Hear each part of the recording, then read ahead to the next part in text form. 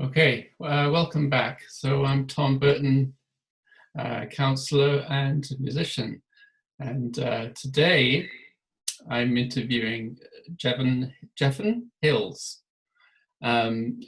Welcome to my interview. Would you like to introduce yourself and tell me a bit about your background and what you're musically involved in? Absolutely, happy to. Thanks for having me. My background, well, I've been playing for about 30 years now. And I went and got my degree in tuba performance from the University of Calgary in the mid-90s, and then decided that musicians didn't make a lot of money. And I married an actor, and so that seemed like a poor choice financially as well. So a job in the IT industry. So I've spent most of my professional career working as a software developer.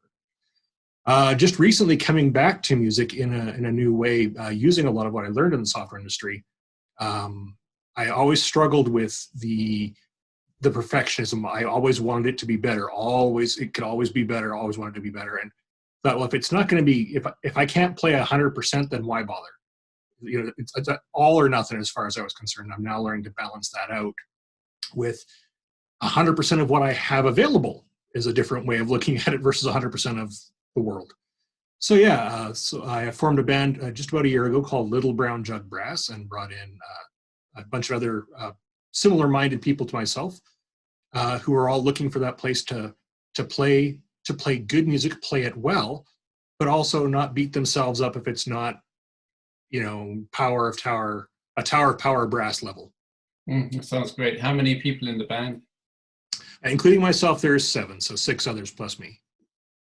Great. And did you have some performances lined up? Well, we did. Now, we did our first performance on February 29th. We did Take a Leap with Little Brown Jug Brass. And that was our first and now last performance. Oh, dear. We went into isolation almost immediately after that. We were looking to play some festivals this summer, which sounds like that may or may not happen. And yeah, with the way the world's going, it'll be what it will be. Right. So what are you finding is the biggest challenge for you right now as a musician? The biggest challenge we're finding is we miss playing together. We were rehearsing once a week, Monday nights, and rehearsals were, 2.5 hours without a break of music, and then an hour of sitting around having some drinks and chatting. So it was very social, very engaging, very fun atmosphere. We are really missing that to the point where we're still rehearsing over Zoom. Well, we're not playing though. We're doing different style of rehearsals, but we still meet for about 3 hours every Monday because we just want to hang out. Oh, that's great. Yeah. Yeah. So what are your plans in the future once we get over this pandemic? Well, the goal is hopefully to not go stale in this break. So one of the things we're going to be doing over the next until it ends weeks. Each week we're going to record one of our tunes. We're separately, and I'll bring them all together and do a mashup. But we're basically going to keep working on our rep and individually and put it all together. And the idea at the other end of this, we come out kind of ready to hit the ground running.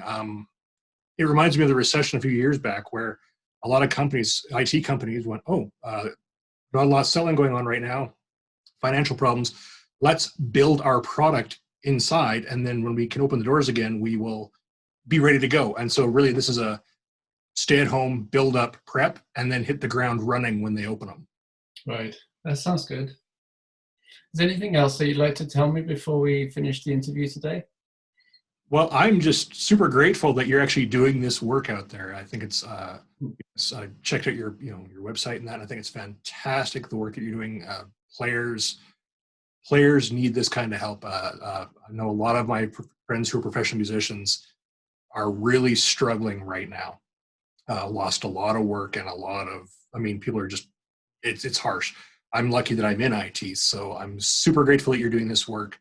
And I know that there are a lot of players and people who can use the boost, if nothing else. So thank you very much.